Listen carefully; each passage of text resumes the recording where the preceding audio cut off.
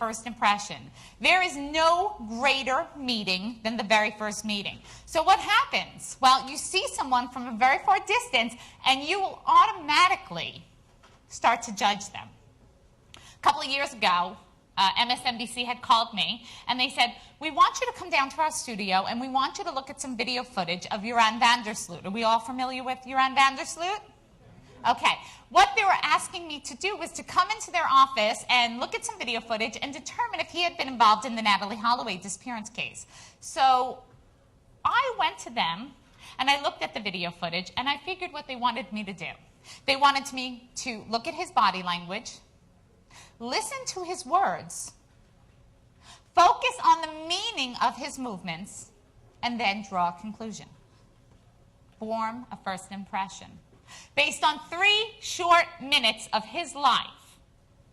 That seems a bit reckless, doesn't it? Judging a man based solely on just a few short minutes of his life. But guess what? We do that every day. We form long-lasting opinions about others in moments, sometimes in mere seconds. It's something our mind is naturally programmed to do. So when I walked up here, 90% of you formed an impression of me. 90% of you made an opinion of me. I mean, I know it was great. But some of you walked away and went, I'm not so sure about this body language. Others of you went, wow, I'm really into this, and I'm going to listen to every word she says. Of course, my goal up here is to make sure each and every one of you listens to what I say so that you can become a master communicator, not only understanding the complexities of the first impression, but really taking away how you can master each and every encounter thereafter. Eye contact. If I were to speak to you, Thomas, and I went, yeah, Tom, it was really great seeing you today. I'm excited that we had an opportunity to meet. Would you feel like I was genuine? Not so much, that's right. So let's talk about eye contact. Other than looking someone directly in the pupils, for which I call the stalker stare, where can you look at someone so that they get the impression that you're making eye contact with them? Oh, who said mouth? Oh, I love this one. Kit, how are you? Okay, so Kit, you and I are going to have a conversation. Hi, Kit, how are you? Do you enjoying the conference so far? It's fabulous. Okay, good. Kit, do you feel like I'm making eye contact with you? Yeah. Oh, okay. Well, most people will not, and I'll tell you why. Most people will get the impression that perhaps I want to leave with them today. Now, when you're talking about eye contact, if I'm doing this, especially with a man, unconsciously that man is going to be going, woohoo, baby, what's going on there? Okay? So when you make eye contact and you look at someone's lips, you're unconsciously sending off a signal of sensuality. Kit, you didn't feel it, and I love that. The best way to make eye contact is here in this nose, eye, nose level. Why? Because you're not stalker staring them in the pupils. You're not looking at their sensual lips. What you're doing is maintaining an illusion of eye contact by breaking off between the nose, the left eye, and the right eye. The nose, the left eye, and the right eye. This is going to allow you to look at someone's face and make them feel comfortable that you're looking at them, and you feel comfortable that you're not staring at them. The smile. The smile is so important. Why? Because not only does it send off signals of confidence, it takes a lot to smile at someone. Smiling is something that we do to say to someone, you know what? I'm easygoing. I like you. I'm confident. I'm comfortable in myself. I'm comfortable in my own skin. Now, most of us will come up and they'll go, hi, how are you? Karen, it's nice to meet you. Did you feel like I was smiling at you? No, that's the social smile. We don't like the social smile. Why? Because we recognize right off the bat that the social smile is not genuine, okay? What you want to make sure you do is when you meet someone, you give them a real, genuine smile. So I go, hey, Gary, hi, how are you? Nice to meet you. Let me tell you the difference. Number one, a genuine smile sets off the prefrontal cortex. That is the seat of positive emotions within our brain.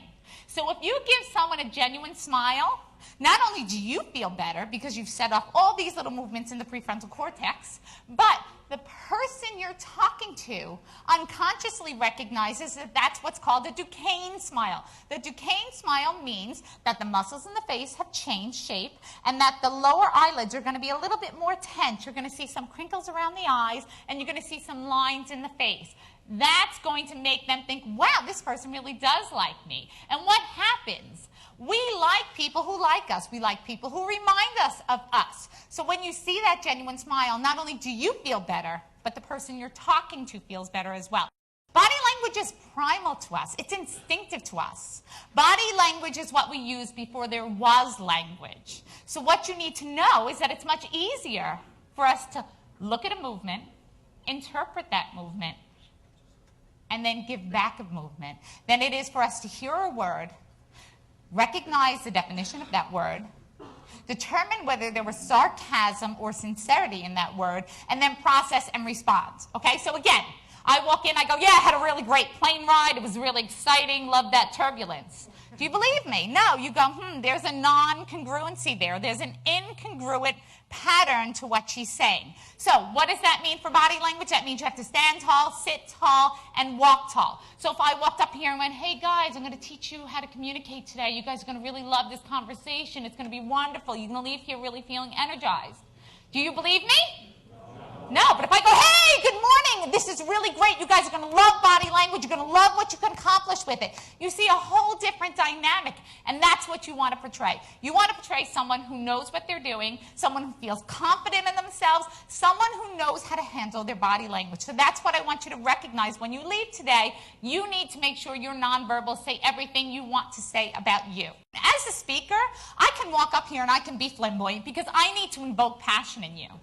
But if I'm in a conference room and I'm making a presentation to a group of people and it's a serious presentation, I need to use strong, controlled, powerful gestures. Now, this very good friend of mine always says, you need to keep your hands in what we call the Clinton box. What is the Clinton box? It is anything from the chin to the belly, shoulder to shoulder. Why do we call it the Clinton box? Because anything above the neck or below the waist can only get you in trouble.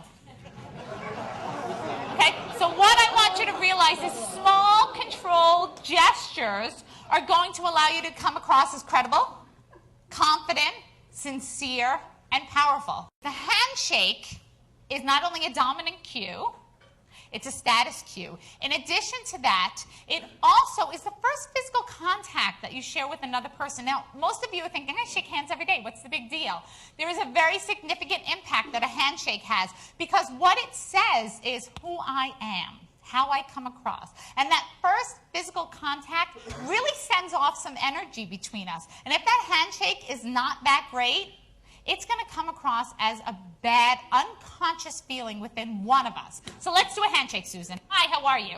Okay, now, I want you to hold my hand for a minute. I want everyone, if you can see what Susan has done, Susan gripped my hand very nicely, good palm-to-palm grin. But what she did was she turned her hand slightly upward. Okay, so her hand is on top right now, my hand is on bottom. What Susan just said to me is I'm the dominant one in this interaction. Susan has now dominated me. Okay, so what happens unconsciously is if I go to dominate Susan, suddenly she feels one of two things. She feels frustration, thinking, why is she trying to overwhelm me? Or she actually goes and feels a little bit submissive and goes, uh-oh, Tonya is more powerful than I am. Okay, so the trick is to make sure that you have a neutral handshake the first time out of the gate. Why? You don't want the person you're meeting with to feel like you're trying to dominate them. But at the same time, you need to let them know that they can't dominate you. So two things. Number one, you always need to initiate the handshake because that is the dominant cue. That is the status cue. The person of higher status always initiates the handshake. Number two, the handshake needs to be neutral. So when Susan and I meet, it needs to be just like this. Thumb up, thumb up. Now, having said that, you never want to be like, hey, Susan, how are you? Good to see you. You don't want to do that the first time out because that's too friendly. That's over the case. You don't want to make someone feel like you're trying to be way too effusively friendly with them because then they start thinking, step back. We don't even know each other. First time handshake needs to be like this, no bending of the hands, thumbs up. You also want to make sure that as a speaker, as a presenter, and that's what you are each and every time you're meeting with a client, you speak about 10% faster than they do. What winds up happening when we're presenting to someone is that we speak a little bit faster, and it does two things. It makes us come across as more credible. But in addition to that, and this is going to sound like a manipulation tactic, and of course manipulation in my field is an awesome thing. When you speak slightly faster, what it does is it throws them a little bit. And they don't have as much time to process what you're saying. So as you're speaking and you're nodding, they start to just nod back with you because they want to mirror and build rapport with you. So you're speaking a little bit faster, you're nodding your head. John, right? We're nodding our heads together. You're not really computing what I'm saying. You're just agreeing with me. And once you have somebody shaking their head in up and down motion, they're much more likely to sign than if they're not nodding their head. Touch and anchor. Touch is very powerful. Like I said, touch is the first thing that someone recognizes as the energy between two people. So what you want to do when you're having a conversation with someone is you want to meet them, have that interaction, you've had your meeting, everything's going good. Gary's telling you something that's really important, and you go, you know what, Gary? I think this is really going to work out well. If you touch someone on the back of their hand, you're anchoring good feelings in them. That makes them feel very good the next time they see you. You never want to touch somebody in an inappropriate spot. The hand is great.